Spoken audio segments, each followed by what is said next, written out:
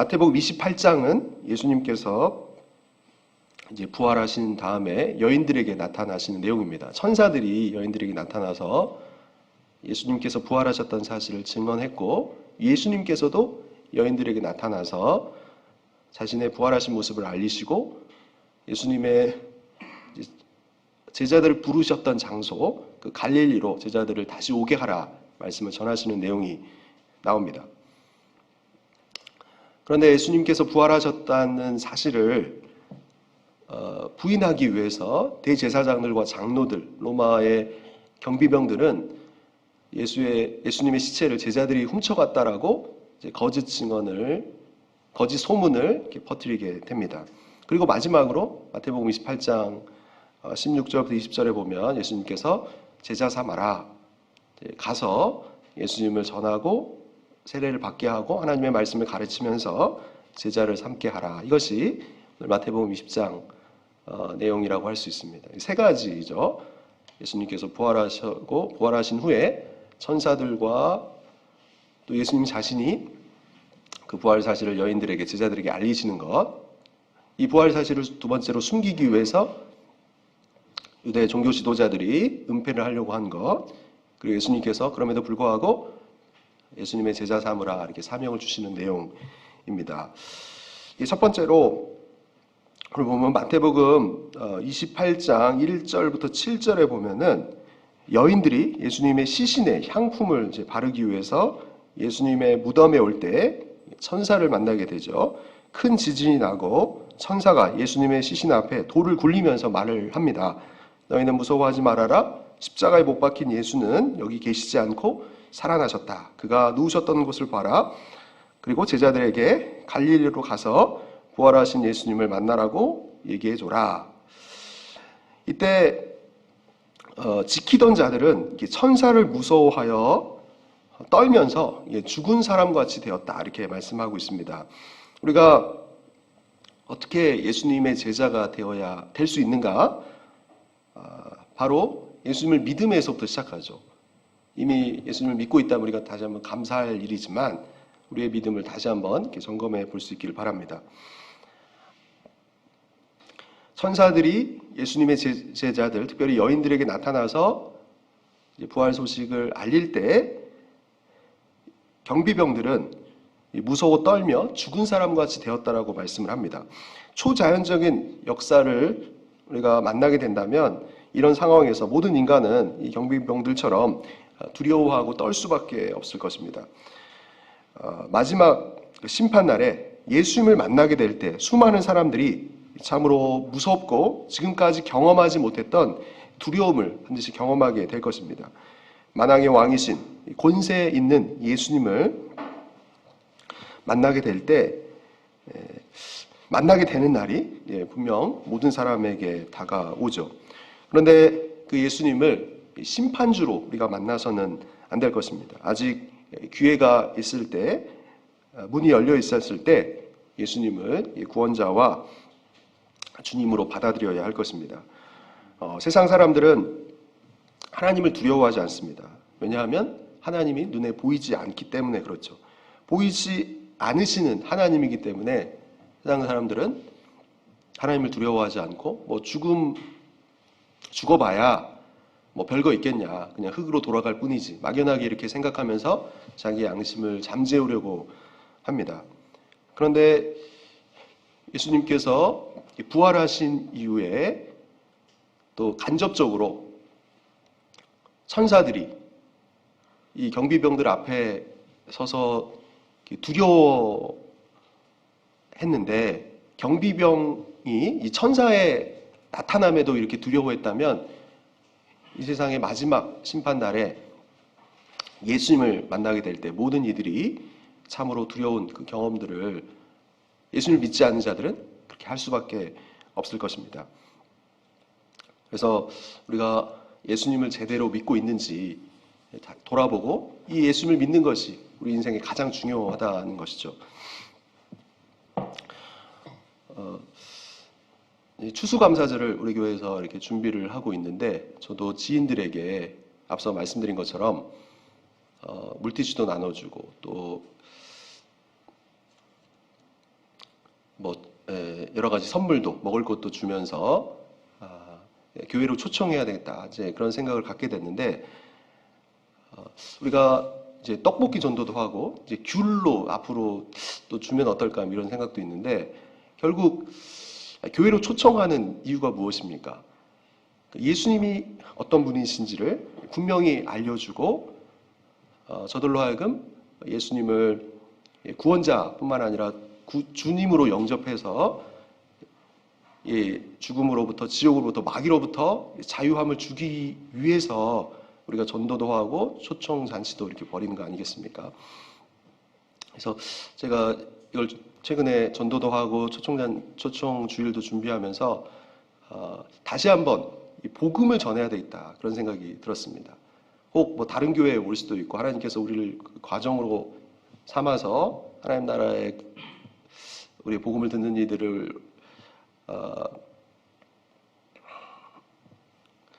편입할 수도 있는데 중요한 것은 우리가 분명히 그 예수님 어떻게 구원받는지를 분명하게 알려주고 그 복음을 듣게 해야 하는 것이죠. 이것만큼 시급한 일이 없고 우리가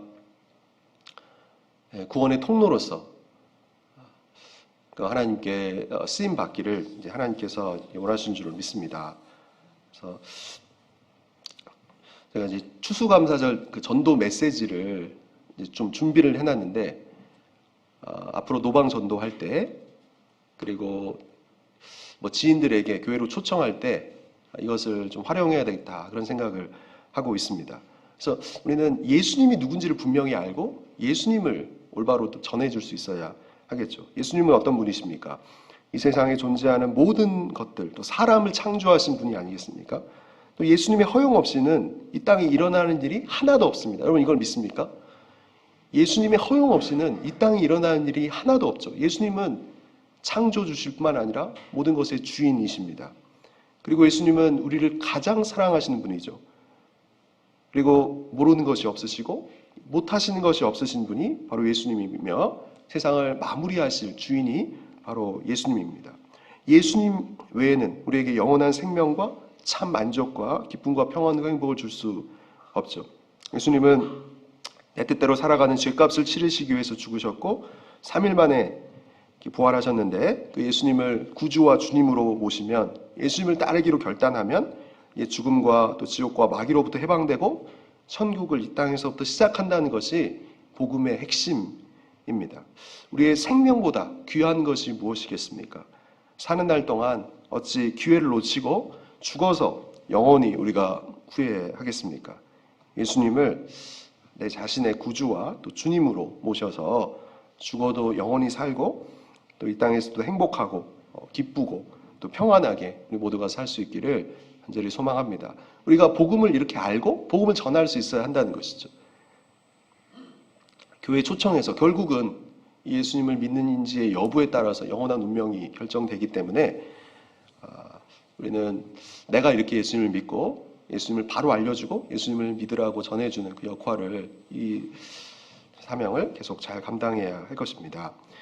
그래서 오늘은 예수님의 제자가 어떻게 될 것이며 또 어떻게 예수님의 그 제자를 삼을 것인가에 대한 내용들을 살펴보고 있는데 첫 번째, 믿음으로 예수님의 제자가 될 수 있다는 것이죠. 두 번째로 우리는 예수님의 제자답게 또 사랑으로 행해야 합니다. 오늘 마태복음 28장 8절부터 10절에 보면요. 예수님께서 천사들을 통해서 자신의 부활 사실을 알릴 뿐만 아니라 그 여인들에게 예수님의 부활 사실을 직접 목격하게 하십니다. 그 여인들을 붙잡으시면서 이렇게 평안하냐 이렇게 물으시죠. 그런데 예수님의 그 부활을 목격했던 그 사건들을 종합해 보면 오늘 본문에 막달라 마리아와 그리고 다른 마리아만 예수님을 보기 위해서 예수님의 그 시신에 향품을 바르기 위해서 갔던 것이 아니라 다른 많은 여인들도 그 예수님의 무덤에 간 것을 알 수 있습니다. 막달라 마리아가 귀신으로부터 해방된 그 예수님의 은혜를 힘입고 너무 감사해서 열심히 특심해서 가장 먼저 예수님의 시신이 있는 무덤 안에 들어간 것이죠. 그런데 무덤 안을 들여다보니까 가장 먼저 막달라 마리아가 예수님의 시신이 없다는 것을 발견합니다. 너무 당황하고 두려워서 제자들에게 알리게 돼요. 두 번째로 막달라 마리아가 제자들에게 예수님의 무덤에 시신이 없다는 사실을 알리러 간 사이에 두 번째로 나머지 여인들이 또 예수님의 시신에 향품을 바르기 위해서 왔을 때 이때 이제 천사들을 만나게 됩니다. 마태복음 28장 오늘 본문의 내용이죠. 그래서 천사들이 갈릴리로 가서 예수님께서 부활하셨다는 사실을 제자들에게 알려라 이렇게 부탁을 합니다. 그리고 이제 세 번째, 처음에 막달라 마리아가 왔죠. 두 번째 다른 여인들이 왔습니다. 이제 세 번째 여인들이 간 사이에 막달라 마리아가 다시 예수님의 신이 있던 무덤에 오게 되고 어떤 사람을 발견하는데 처음에는 이제 동산직인 줄 알고 있다가 예수님인 것을 알게 됩니다. 예수님께서는 나를 만지지 말아라. 내가 아버지께 가지 않았기 때문이다. 아직 이제 이 말씀을 하시죠. 그리고 이제 네 번째로 오늘 본문에 부활하신 예수님을 막달라 마리아 외에 다른 여인들도 만나게 됩니다. 제가 길게 좀 말씀을 드렸는데 예수님의 그 부활하셨던 모습을 여인들이 봤다는 것을 말씀드리고 있습니다. 그런데 이 여인들은 아직 당시에 이제 믿음이 없었던 것을 알게 됩니다. 성경에 보면 예수님께서 이제 부활하셨다는 소식을 천사들로부터 듣게 되고 또 예수님을 만나기 전까지는 여인들에게도 이런 믿음이 없었는데 대신 예수님께서 부활하신 후에 여인들에게 자신을 보이신 것은 저들이 예수님에 대한 사랑이 있었기 때문에 그렇습니다.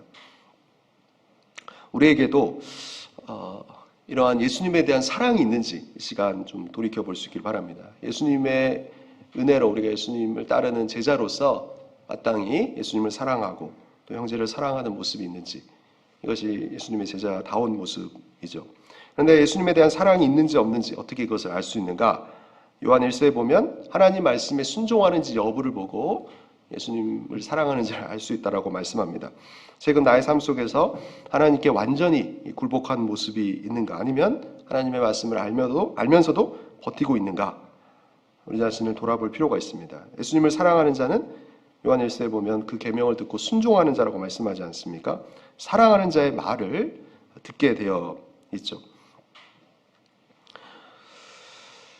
내가 또 하나님께 기도하지 또 온전히 하지 못하고 또 하나님의 말씀을 가까이 하지 않고 또 복음을 전하거나 또 어린 자들을 돌보고 있지 않다면 예수님에 대한 우리의 사랑이 더욱 커져야 할 것입니다. 그리고 우리가 예수님을 사랑하기 위해서는 예수님께서 얼마나 우리를 사랑하시는지를 좀 알아야 됩니다. 10절, 우리 마태복음 28장 10절 말씀을 한번 볼까요? 마태복음 28장 10절 한번 읽어보겠습니다. 이에 예수께서 이르시되 무서워하지 말라. 가서 내 형제들에게 갈릴리로 가라 하라. 거기서 나를 보리라 하시니라.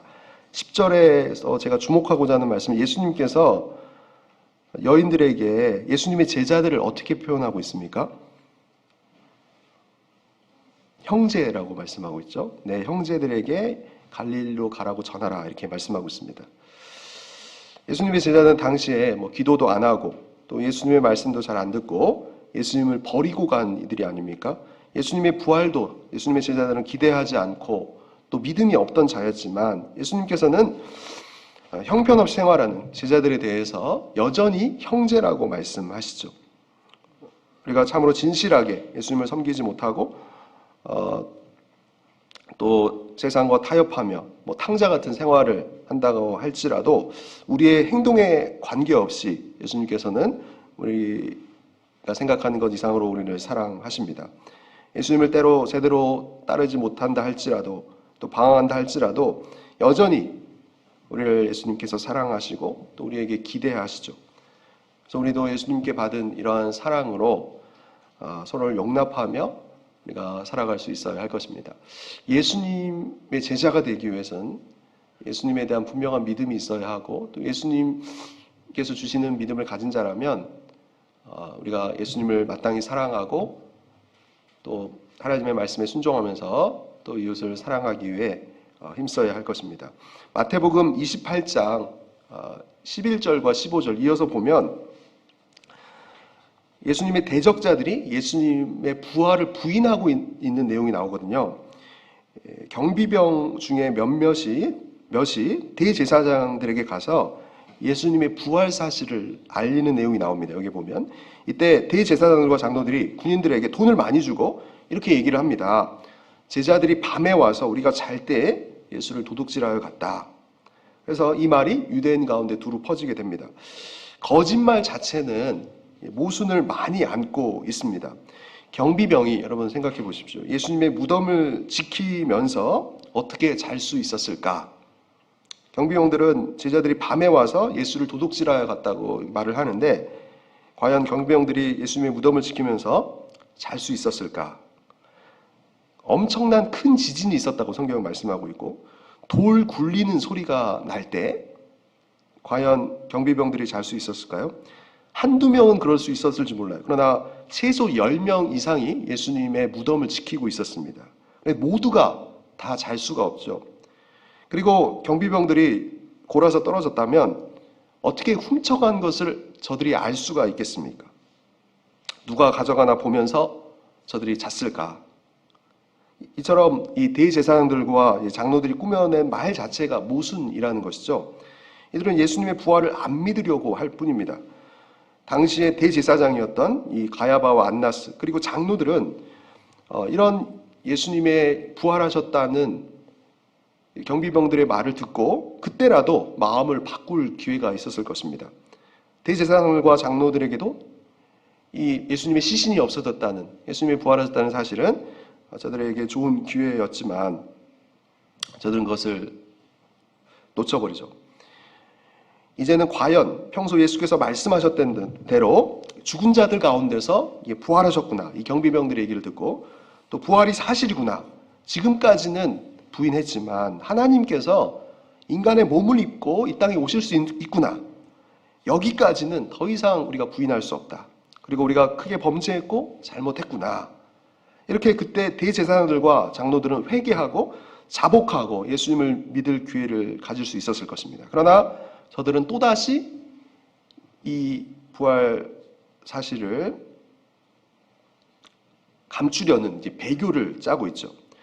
성경은 무엇을 그렇다면 말씀하고 있습니까? 안 되는 사람들은 안 된다는 것이죠. 인간의 편견이 무섭습니다. 자신의 마음에 들고 신뢰가 생기고 좋으면 좋은 쪽으로 무슨 말을 해도 해석하지만 싫으면 편견을 가지면 사사건건 안 좋게 보지 않습니까? 싫죠. 이것이 인간의 모습이요 본성입니다. 그렇기 때문에 우리는 하나님 앞에서 공평하고 의로운 사람이 되어야 합니다. 예수님의 그 사랑으로 사람들을 공평하고 의롭게 볼 수 있어야 한다는 거죠. 보편적으로 사람을 평가할 수 있는 이런 능력이 우리 그리스도인들에게 필요합니다. 이것은 기도하는 사람에게 주어지죠. 마음에 들지 않는 사람이라 할지라도 한두 가지만 따지면 안 되고 전체적으로 그 사람을 평가할 수 있어야 합니다. 인간 말에 실수 하나 붙잡아서 파기 시작하면 나머지 모든 것을 무너뜨릴 수 있지 않습니까? 왜 그런 식으로 했는가 물어보든지 무슨 이유가 있든지 이렇게 생각을 해야 하죠. 한마디 말을 가지고 물고 늘어져서 토라지고 삐지고 그리스도인은 이렇게 말도 안 내서는 안 될 것입니다. 예수님 믿는 사람은 모든 사람을 원수까지는 우리도 사랑하셨기 때문에 용납해야 하고 단 한 사람도 미워할 자격이 없는 존재입니다. 한마디 말을 가지고 끝까지 버티면 미워하게 되고 분을 계속 품게 되고 또 하나님의 명령을 어길 뿐이죠. 우리 자신에게 참 불편하고 우리는 주기도문을 미워하는 자가 있으면 드릴 수가 없습니다. 그렇다면 여러분은 주변 사람들을 정말 보편적으로 평가하고 있습니까? 이제부터 어떤 사람을 전체적으로 보겠다. 왜 그렇게 했는지 물어보거나 생각하겠다. 믿어주겠다. 우리가 이 대제사장과 장로들의 모습을 보면서 이 시간 결단할 수 있어야 할 것입니다. 자기 스스로 해석해서 삐치는 것은 옳지 않은 그리스도인의 태도이죠. 우리가 신앙생활도 대인관계도 그리스도인으로서 그렇게 해서는 안 될 것입니다. 보편적으로 평가할 수 있는 능력을 달라고 하나님께 기도해야 하는 것이죠. 혹 누군가에게 삐쳤다면, 가능하다면 제가 여러 차례 말씀드렸지만 찾아가셔서 해결하는 것이 가장 좋죠. 축구에서 보면 뒤에서 하는 태클은 뭐 옐로 카드를 받거나 레드 카드를 받아서 퇴장이 될 수도 있지만 앞에서 하는 태클은 괜찮지 않습니까? 우리가 혹 내 마음속에 불편한 마음이 드는 자가 있다면, 미워하는 사람이 있다면 찾아가서 가능하다면 그 문제를 해결하기 위해서 힘써야 할 것입니다. 섭섭함이나 답답함, 그 문제를 그 사람의 면전에 가서 얘기하라고 성경은 말씀하고 있죠. 가시가 손에 박혔다면 참고 말 것이 아니라 뽑아야 평안해지지 않습니까? 그러니까 부자 간에도, 뭐 친구 간에도, 성도와 목사 간에도 어떤 갈등이 있다면 가능한 조용히 찾아가서 1대1로 대화하며 풀 수 있어야 할 것입니다. 공정하게 사람을 대해야 한다는 것이죠. 남편에 대한 울분을 우리가 풀지 못할 때, 또 분한 마음이 들 때 사탄이 많이 역사합니다. 남을 미워하지 않기 위해서라도, 가까이 있는 사람들을 사랑하기 위해서라도 우리가 서로에게 얘기를 해야 하는 것이죠. 힘들지만 가능한 우리가 노력해야 할 것입니다. 이게 주님의 명령이기 때문이죠. 혹시 나는 어떤 사람의 한마디를 과대하게 생각해서 뭐 그 이상으로 만들고 있지는 않은지 우리가 생각해 봐야 할 것입니다. 내가 만약 그런 사람이라면 사람들이 내 앞에 설 수가 없겠죠. 그래서 우리는 하나님 앞에 나아가서 우리 자신의 이러한 모습들을 또 고쳐달라고 계속 기도해야 할 것입니다. 나는 쉽게 분노하고 울분을 품습니다. 또 자라온 배경 때문에 그렇습니다. 하나님 나를 고쳐주십시오. 이렇게 우리가 기도해야 할 것입니다. 이렇게 공정하게 사람을 대할 수 있는 훈련이 되어 있지 않으면 이 대제사장들과 이 장로들 같은 태도를 취할 수밖에 없는 것이죠. 이들은 회개하고 구원받고 복될 기회를 놓치게 되었고 오히려 예수님과 예수님의 제자들을 핍박하지 않습니까? 이들이 보편적으로 어떤 사람을 보지 못하기 때문이죠. 미워하는 마음이 있기 때문에 그렇습니다. 그래서 그리스도인은 예수님께 받은 사랑으로 마땅히 예수님을 사랑하고 가능한 사랑으로 풀기 위해 노력하고 또 하나님 나라를 이루는 그런 통로로서 역할까지 나아가야 할 것입니다.